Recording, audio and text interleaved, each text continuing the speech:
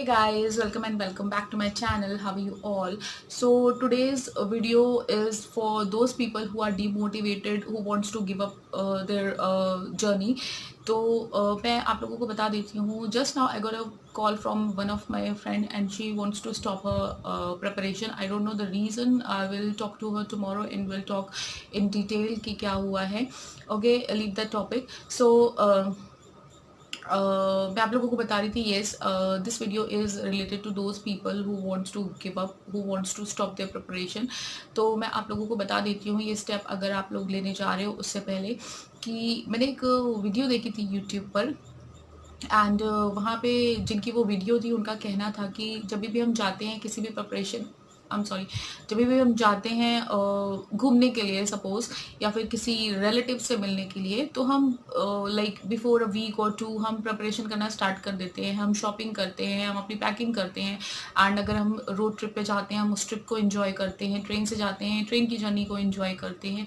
And suppose for example, ये मेरा खुद का एग्जाम्पल है, अगर हम किसी की भी शादी में जाते हैं, अगर हम जिनको नहीं भी जानते होते हम उनकी भी शादी में जाते हैं तो भी हम प्रिपरेशन करते हैं. हम ड्रेस खरीदते हैं, हम मेकअप बुक करते हैं, हम खर्चा करते हैं कि हमें हमें अच्छा दिखना है. लाइक हम बहुत ही ज़्यादा एक्साइटेड रहते हैं उस इंसान की शादी में जाने के लिए जिसको हम बहुत ज़्यादा जानते नहीं हैं. तो जब हम इन सब छोटी छोटी चीज़ों पर, बेकार की चीज़ों पर जब हम एनर्जेटिक हो सकते हैं, हम एक्साइटेड हो सकते हैं, तो हम ये जो हमारी लाइफ की जर्नी है, जो हमारा लाइफ का गोल है, हम उसके लिए क्यों खुद को एनर्जेटिक नहीं रख पाते, क्यों हम गिव अप करने के बारे में सोचते हैं. आप लोगों ने एक चौपाई सुनी होगी रामायण की. आई नो कुछ लोगों के लिए थोड़ा सा फनी हो जाएगा, बट ठीक है, रामायण यार हमारा ही है, तो इसके ऊपर बात करना इट्स नॉट फनी. तो उसमें एक चौपाई है, जाके रही भावना जैसी प्रभु मूरत देखी तिन तैसी. तो हम अपनी भावना जैसी डेवलप करेंगे, हमें चीज़ें वैसी ही दिखेंगी. तो हमें अपनी भावना को पॉजिटिव वे में डेवलप करना चाहिए, अपने लिए पॉजिटिव सोचना चाहिए, अपने ड्रीम्स के लिए पॉजिटिव सोचना चाहिए.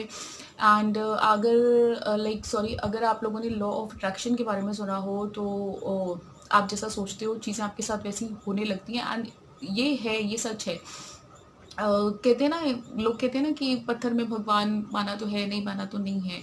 एंड अगर हम मान लेते हैं तो हमें वो वाइब्स आ जाती हैं कि हाँ है, पत्थर में है भगवान, वो हमारी सुनते भी हैं, हमारी मन्नतें भी पूरी करते हैं. तो ऐसी ही चीज़ें हम अपनी इस जर्नी में भी इन्वॉल्व कर सकते हैं.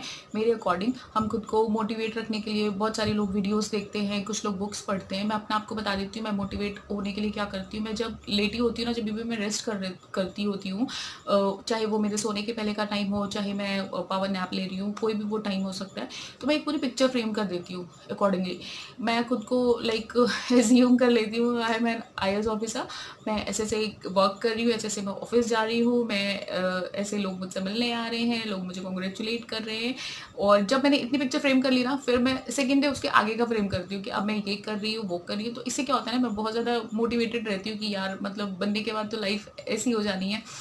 तो इस तरह से आप भी खुद को मोटिवेट रख सकते हैं. डीमोटिवेट करने की कोई ज़रूरत नहीं है. जर्नी लंबी है, आई नो, सिलेबस बहुत ज़्यादा है.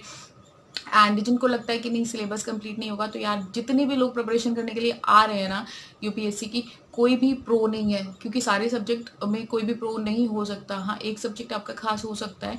जैसे कि फॉर एग्जांपल मेरा हिस्ट्री फेवरेट सब्जेक्ट है, बट इवन देन जो स्टोन एज वाला एरिया है ना, मैं उसमें बहुत वीक हूँ, मुझे नहीं समझ में आता.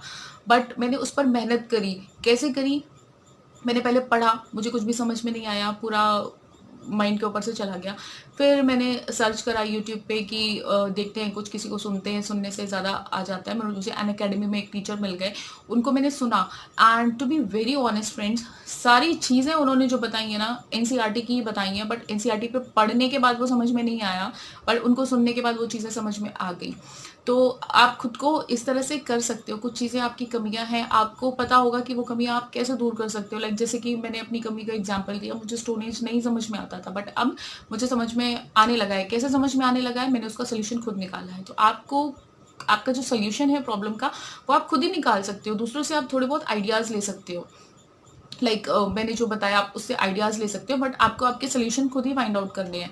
तो इस तरह से आप अपनी जर्नी को कंटिन्यू रखें. प्लीज़ गिव अप करने का मत सोचें. एंड लॉ ऑफ अट्रैक्शन के बारे में मैंने आपको बता ही दिया, डिटेल में जानना है तो आप गूगल कर सकते हो, यूट्यूब पे वीडियोस देख सकते हो, उसको फॉलो करिए एंड अपनी पढ़ाई को कंटिन्यू रखिए। So this is it, thank you, नमस्ते।